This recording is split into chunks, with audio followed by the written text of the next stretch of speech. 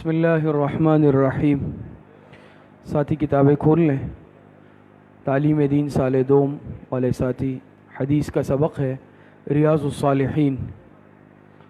ریاض الصالحین کتاب ہم نے شروع کی تھی اور اس میں حدیث مبارکہ کی تعریف، موضوع، غرض و غایت، حدیث کی فضیلت پڑھنے پڑھانے کی، امام نووی جو مصنف ہے، امام نووی رحمۃ اللہ علیہ کے مختصر حالات یہ آپ حضرات پڑھ چکے ہیں نا۔ پھر اس کے بعد ہم نے کتاب الامور المنہی عنہا کچھ شروع کی، باب تحریم الغیبۃ والامر بحفظ اللسان، یہاں سے ہم نے سبق شروع کیا۔ آپ کے سامنے یہ بات عرض ہوئی تھی کہ امام نووی رحمۃ اللہ علیہ کا اسلوب اور طریقہ یہ ہے کہ پہلے جو باب قائم کرتے ہیں، پھر اس سے متعلق جو قرآن کریم کی آیات ہوتی ہے وہ لاتے ہیں، پھر اگر مناسب سمجھتے ہیں تو کچھ مختصر کلام فرماتے ہیں۔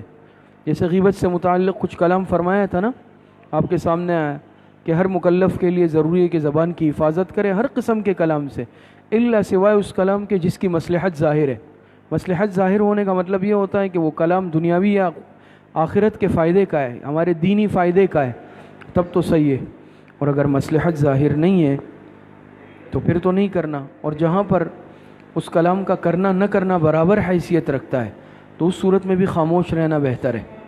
کیوں؟ فرمایا کہ مباح کلام بھی انسان کو اکثر مکروہ اور حرام کی طرف لے جاتا ہے۔ یہ بات ہو چکی ہے، ساری ہو گئی ہے نا، آپ حضرات بھول چکے ہیں، اور یہ اکثر عادت میں شامل ہے، سلامتی کے برابر کوئی چیز نہیں۔ اب آگے انشاءاللہ ہم حدیث پڑھتے ہیں۔ اچھا دیکھیں، بسم اللہ الرحمن الرحیم۔ وعن ابی ہریرہ رضی اللہ عنہ عن النبی صلی اللہ علیہ وسلم قال من کان یؤمن باللہ والیوم الآخر فلیقل خیرا او لیصمت، متفق علیہ۔ ترجمہ سنیں۔ حضرت ابو ہریرہ رضی اللہ تعالی عنہ سے مروی ہے، وہ روایت کرتے ہیں جناب نبی کریم صلی اللہ علیہ وسلم سے کہ جناب نبی کریم صلی اللہ علیہ وسلم نے ارشاد فرمایا، من کان یؤمن باللہ والیوم الآخر، جو شخص اللہ پر اور یوم آخرت پر ایمان رکھتا ہے، فلیقل خیرا، بس اسے چاہیے کہ اچھی بات کرے، خیر کی بات کرے، بھلائی کی بات کرے، او لیصمت، وگرنہ خاموش رہے۔ اگر اچھی بات کر سکتا ہے تو کرے، اچھی بات نہیں کر سکتا تو پھر تو کلام ہی نہ کرے، بس پھر زبان کو خاموش رکھے۔ متفق علیہ، یعنی بخاری اور مسلم سے مروی ہے۔ حدیث کا ترجمہ بھی سن لیا۔ ہاں، خیر کی بات کرے، او لیصمت، یا پھر خاموش رہے۔ یصمت، صمت، حدیث میں آتا ہے، کوئی روایت میں زاد الطالبین میں آپ نے پڑھی ہے من صمت نجا، سمجھ میں آ رہی؟ او لیصمت، یا پھر خاموش رہے۔ صمت کہتے ہیں خاموشی کو، سمجھ گئے؟ جی، کسی کو لے آئے الیکٹریشن کو۔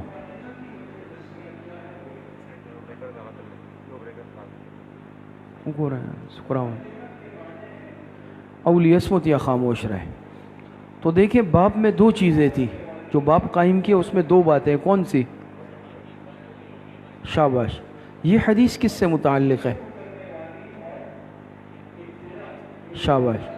دو باتیں امام بخاری نے باب جو باندھا ہے، امام بخاری، امام نووی نے، امام نووی رحمۃ اللہ علیہ، ایک ہے زبان کی حفاظت، ایک ہے غیبت کی حرمت، دونوں میں حدیثیں لائیں گے، لیکن یہ غیبت سے متعلق نہیں ہے، آگے آئے گی۔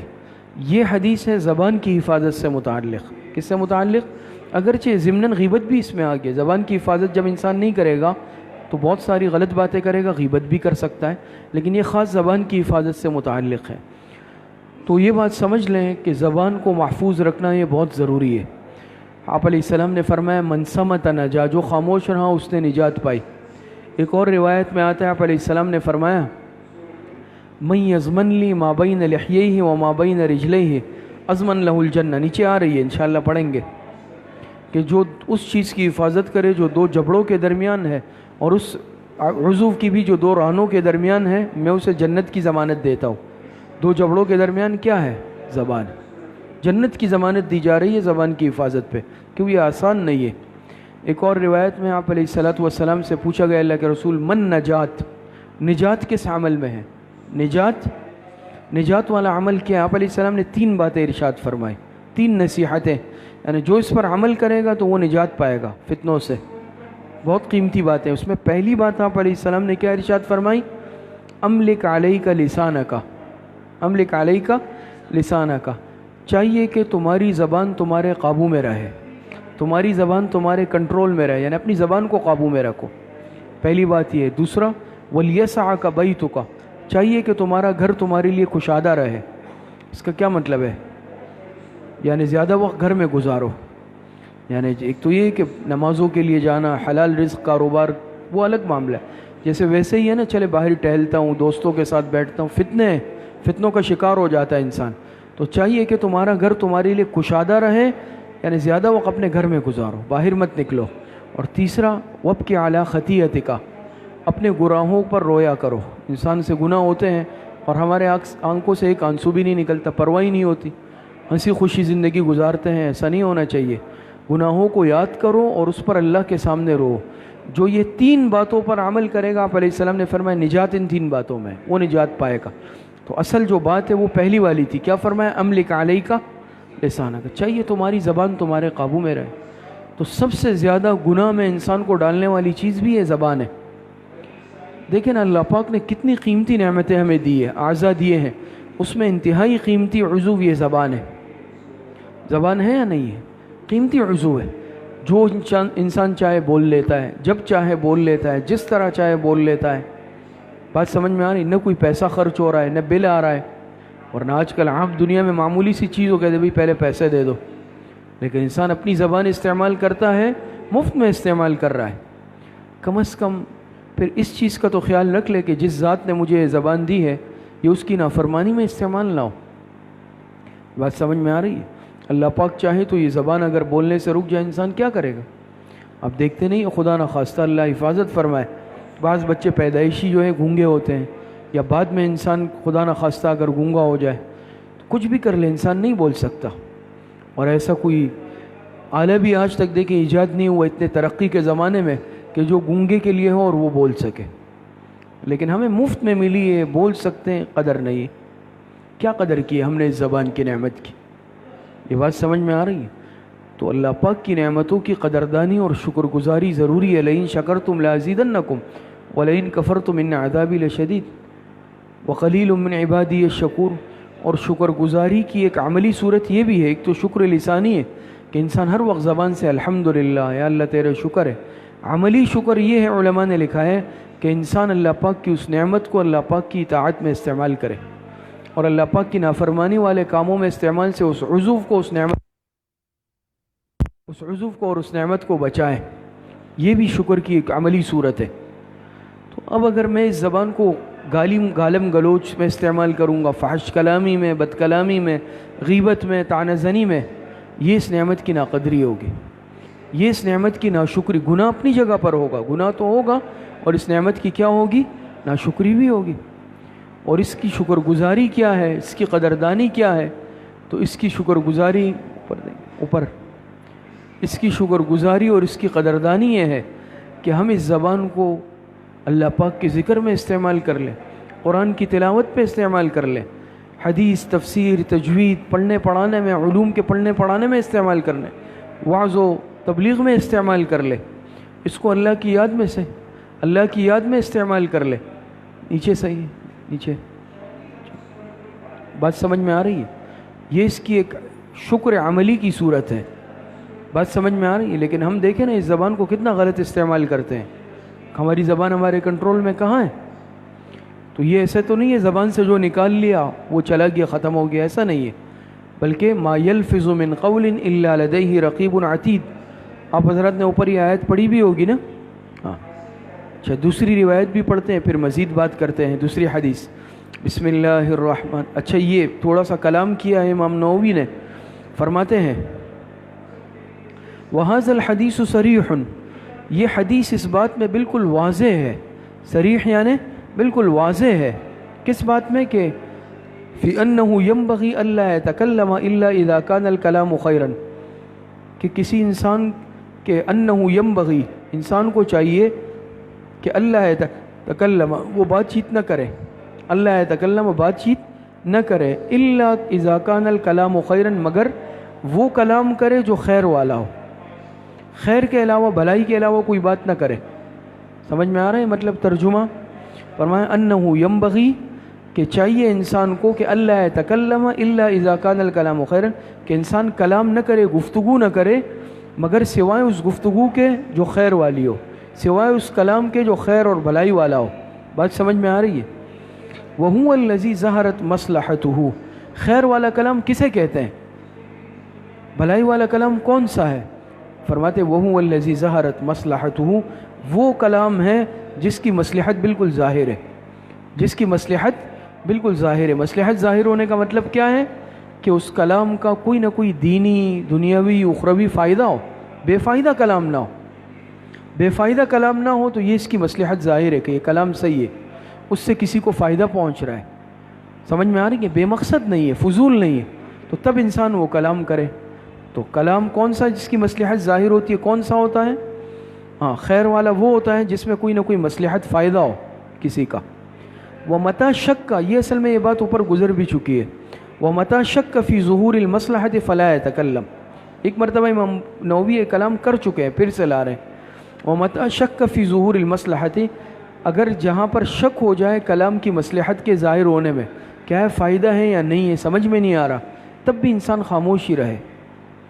اب یہ اندازہ نہیں ہو رہا کہ یہ بات جو ہے فائدہ مند ہے یا فائدہ مند نہیں ہے، سمجھ میں آ رہی ہے، تو انسان اس بات کو بھی نہ کرے۔ حدیث میں آتا ہے نا، آپ علیہ السلام نے فرمایا من حسن اسلام المرء ترکہ ما لا یعنیہ، انسان کے اسلام کی خوبی میں، ذات طالبین میں آپ پڑھ چکے ہیں، خوبی میں یہ بات شامل ہے کہ وہ لا یعنی باتوں کو بھی چھوڑ دیتا ہے، لا یعنی کاموں کو بھی چھوڑ دیتا ہے۔ اور ہم کتنا گھنٹوں گھنٹوں بیٹھ کے گپ شپ کے نام پہ، تو وہ لا یعنی ہے نا۔ بات سمجھ میں آ رہی؟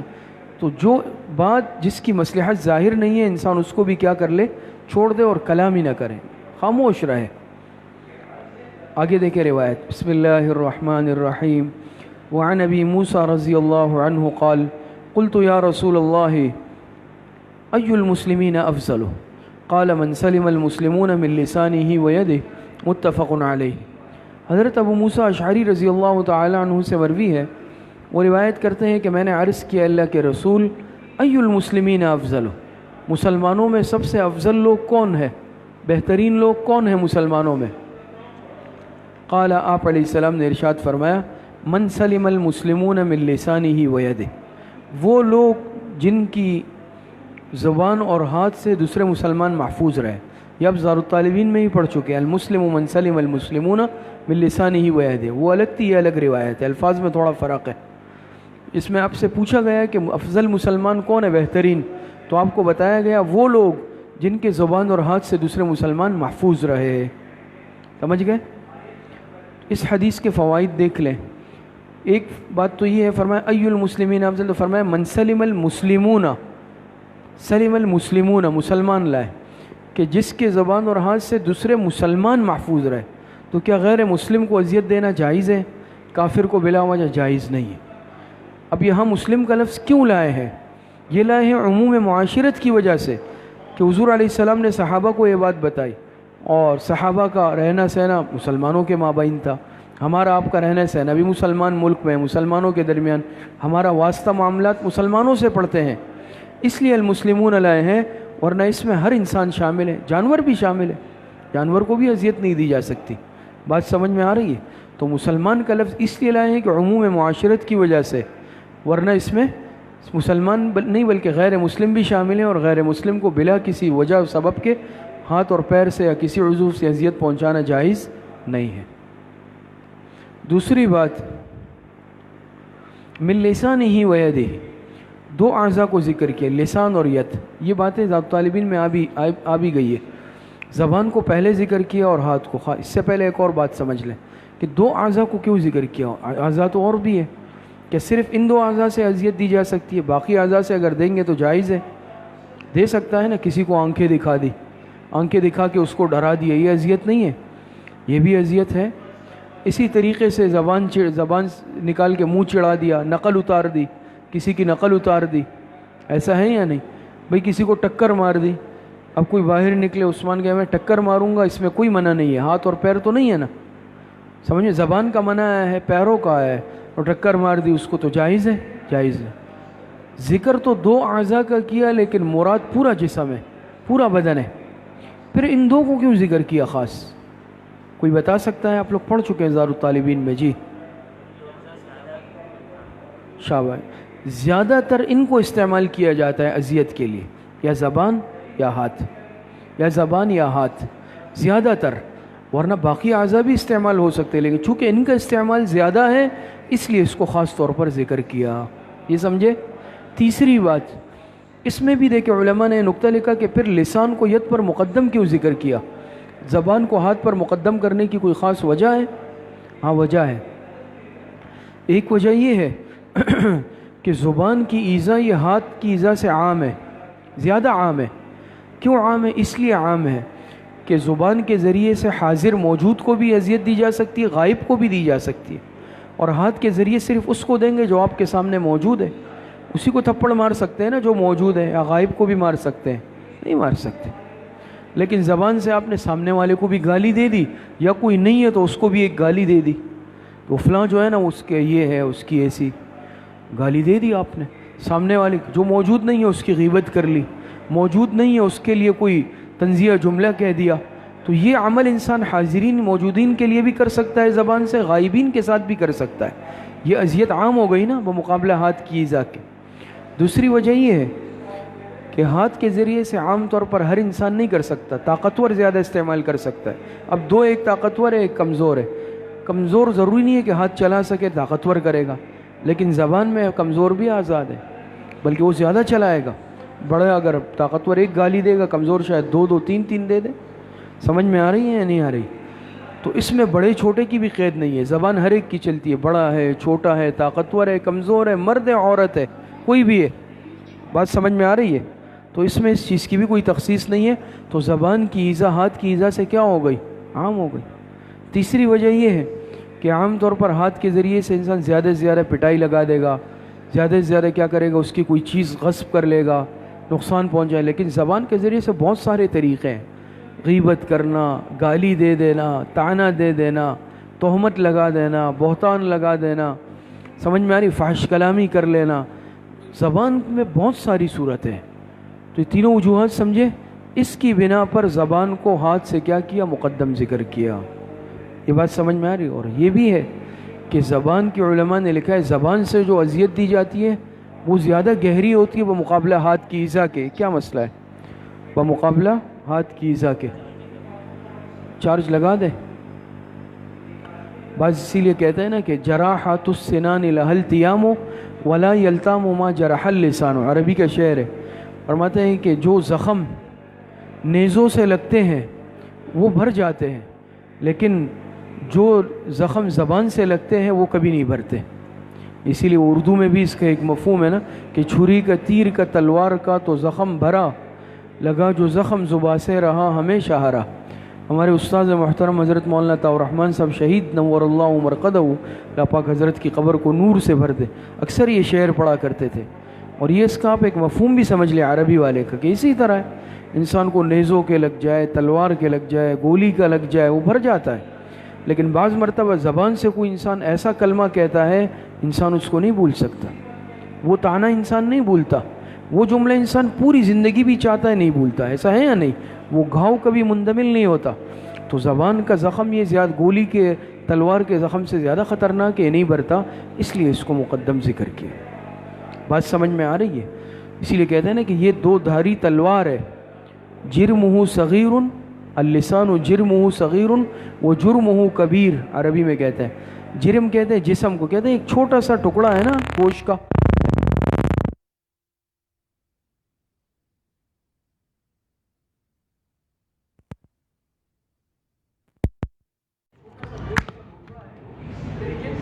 جرم اس کا کیا ہوتا ہے؟ جرم اس کا بہت بڑا ہوتا ہے.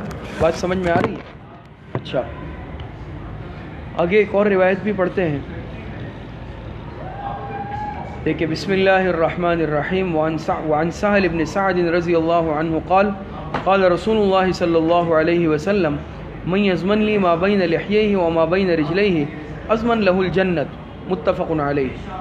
حضرت سہل بن سعد رضی اللہ تعالی عنہ سے مروی ہے، وہ روایت کرتے ہیں جناب رسول اللہ صلی اللہ علیہ وسلم سے کہ جناب رسول اللہ صلی اللہ علیہ وسلم نے ارشاد فرمایا من یضمن لی ما بین لحییہ وما بین رجلیہ، جو شخص مجھے ضمانت دے گا اس چیز کی مابین لحییہ، جو دو جبڑوں کے مابین ہے، جو دو جبڑوں کے مابین ہے، و مابین رجلیہ، اور اس چیز کے جو دو ٹانگوں کے درمیان ہے، دو پیروں کے درمیان ہے، تو ازمن لہ الجنت، میں اسے جنت کی ضمانت دیتا ہوں۔ کس چیز کی؟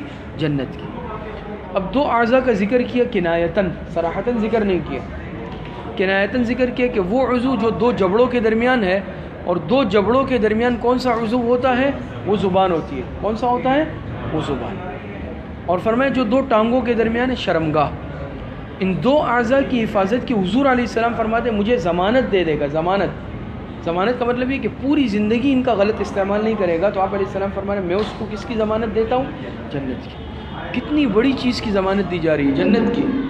لیکن اس کی ایک وجہ ہے، اس لیے کہ ان اعضاء کی اس طرح ضمانت دینا اتنا آسان نہیں، ان اعضاء کو غلط استعمال سے بچانا اتنا آسان نہیں ہے دونوں کو، بلکہ علماء نے لکھا خاص طور پر زبان کو شرمگاہ سے بھی زیادہ محفوظ رکھنا ضروری ہے، کیونکہ اس کا اتنا آسانی سے انسان غلط استعمال نہیں کر سکتا۔ زنا ہے، بدکاری ہے، بدفعلی ہے، بہت بدترین عمل ہے، گناہ کبیرہ ہے، لیکن ہر انسان ہر وقت ہر مقام پر جرأت نہیں کر سکتا۔ لیکن زبان تو ایسی ہے کہ کوئی مقام ہو، کوئی جگہ ہو، کوئی وقت ہو، کبھی بھی آپ غلط استعمال کر لو، میں غلط استعمال کر سکتا ہوں، تو یہ زیادہ استعمال، اس کی زیادہ حفاظت کی ضرورت ہے۔ تو یہ دو اعضاء اس لیے خاص ذکر کیے کہ عام طور پر انسان انہی دو اعضاء کے گناہ میں مبتلا ہوتا ہے، یا تو شہوات کی وجہ سے انسان شرمگاہ کا غلط استعمال کرتا ہے، نامناسب استعمال کرتا ہے، اور دوسرا زبان۔ یہ زبان کینچی کی طرح جو چلتی ہے نا 24 گھنٹے انسان کتنے گناہ اس سے کر لیتا ہے اور اندازہ بھی نہیں۔ اسی لیے اور صالحین میں انشاءاللہ آگے روایت آئی، آپ پڑھ لیں گے، جس میں آپ علیہ السلام نے فرمایا کہ بعض مرتبہ انسان اس زبان سے اللہ پاک کی ناراضگی والا کوئی کلمہ نکال لیتا ہے، اس کو پتہ بھی نہیں ہوتا اس کا اثر کہاں تک پہنچا ہے، اور اس کے لیے جہنم کا فیصلہ کرا جا چکا ہوتا ہے۔ بعض مرتبہ اللہ کی رضامندی کا جملہ نکالتا ہے، اس کو پتہ بھی نہیں ہوتا میں نے نکالا ہے، اور اللہ پاک جنت کا فیصلہ کر لیتے ہیں۔ سمجھ میں آ رہی ہے؟ تو یہ زبان جو ہے یہ بہت حساس عضو ہے۔ تو یہ 3 حدیثیں ہم نے پڑھی، تینوں زبان کی حفاظت سے متعلق ہے نا، تینوں زبان کی حفاظت سے متعلق ہے۔ تو اس سے معلوم ہوا کہ زبان کو محفوظ رکھنا یہ بہت ضروری۔ غیبت کا تو مستقل بیان آئے گا، پھر زبان کے گناہ میں چونکہ غیبت کا گناہ یہ بہت زیادہ ہے، یہ بہت زیادہ عام ہے، کیونکہ ظاہری بات ہے دیکھیں زبان کے اور بھی گناہ ہے نا، طعنہ دینا، گالم گلوچ، لیکن گالم گلوچ ہر انسان نہیں کرے گا۔ بات سمجھ میں آ رہی ہے؟ جو صاحب علم ہے، صاحب منصب ہے، یا ایک نفیس آدمی ہے، تو وہ کیا کرے گا؟ وہ گالم گلوچ کبھی نہیں کرے گا، اب زبان کو محفوظ رکھے گا، طعنہ نہیں دے گا۔ لیکن غیبت ایسی چیز ہے جس میں عوام بھی مبتلا، خواص بھی مبتلا، جاہل بھی مبتلا، عالم بھی مبتلا، چھوٹا بھی مبتلا، بڑا بھی مبتلا۔ اس لیے غیبت کو الگ سے، ورنہ حفاظت زبان میں تو غیبت کا بھی ذکر آ گیا نا، غیبت شامل ہو گئی، لیکن اس کو الگ سے بھی ذکر کیا ہے نا امام نووی نے باب میں، اور اس کے لیے الگ سے حدیثیں لائیں گے جیسے قرآن کی آیتیں لائیں۔ کیوں؟ غیبت کا گناہ ایسا ہے کہ اس سے بہت الا ماشاءاللہ خوش قسمت انسان ہی محفوظ رہ سکتا ہے۔ بات سمجھ میں آ رہی ہے؟ تو باقی زبان کی حفاظت مطلقاً ہے کہ انسان مطلقاً اپنی زبان کو محفوظ رکھے ہر قسم کے گناہ سے، ہر قسم کی غلط بات سے، چاہے وہ غیبت ہے، چاہے وہ طعنہ ہے، چاہے وہ گالم گلوچ ہے، فحش کلامی ہے، بد کلامی ہے، کسی کا دل دکھانا ہے، کسی بھی قسم کا ایسا عمل جس سے سامنے والے کو نقصان پہنچ سکتا ہے، اذیت پہنچ سکتی ہے، ہر اس عمل سے زبان کو بھی محفوظ رکھنا ہے۔ اسی طریقے سے انسان شرمگاہ اور اپنے تمام کے تمام اعضاء کی بھی گناہوں سے حفاظت کرے۔ اللہ پاک صحیح عمل کی توفیق نصیب فرمائے۔ وآخر دعوانا ان الحمد للہ رب العالمین۔